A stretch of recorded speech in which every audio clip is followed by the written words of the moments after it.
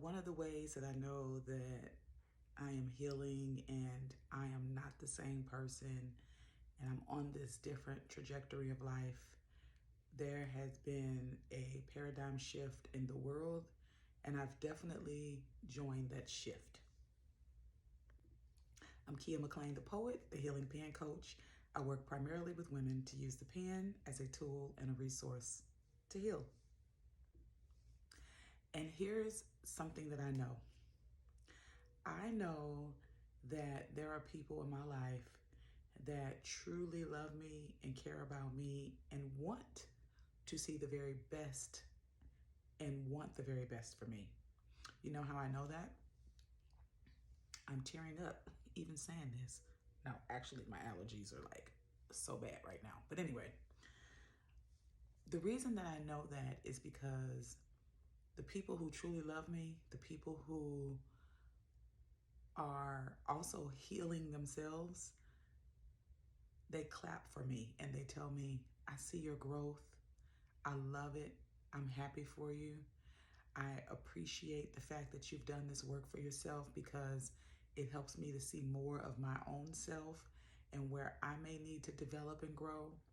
And there's nothing better than people loving on you in that way. Not gifts or money or anything. It's people who truly love you and pour into you. And then I know the people that don't care, the people that don't love me as much because they don't love themselves, because they get angry about my growth. They get angry about my healing. They get angry about my change and trajectory of my life. They get angry about my change of energy and spirit. And so that is a vast difference, and it is very telling about how people feel about you. And when I was in the land of confusion and in the land of unhealed trauma and in the space of not knowing who I was, and better yet, not loving who I am, I allowed that energy. I allowed those people around me who didn't fully embrace me, who didn't fully support me, who didn't fully see me, who saw me as competition, who made everything about themselves. I began to notice the very vast differences where I've always had this very group of supportive, loving, nurturing, congratulatory groups of people versus the people that were always kind of like on the edge with me. I always felt that you were on the edge with me. I always felt you didn't really love and care about me and support me and want to see me win. I always felt it.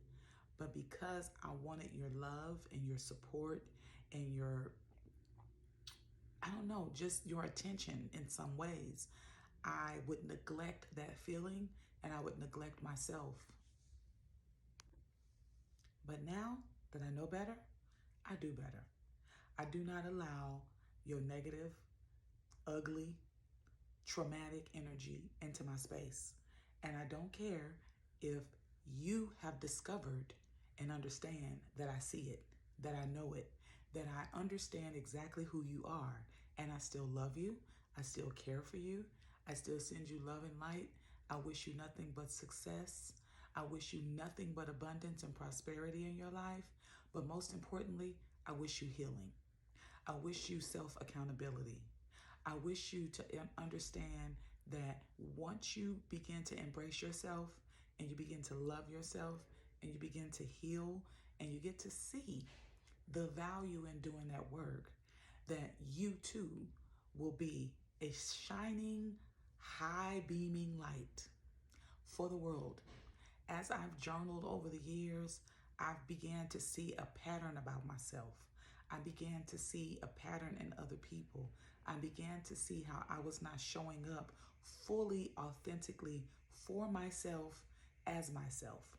And the moment that I started to shed those fake parts of myself, and the moments that I started to separate myself from people, places, and things that did not echo with my spirit, I began to see their anger. I began to see their hate. I began to see that they weren't compassionate people. I began to see that they don't love themselves. And how dare I love myself enough to walk in my true light, If you are a person that has been struggling on either side of this and you need some guidance, you need some help to journal through these moments, and you need prompts for that, and you just need someone that's going to understand this, click the link in the bio and connect with me for the next journaling workshop.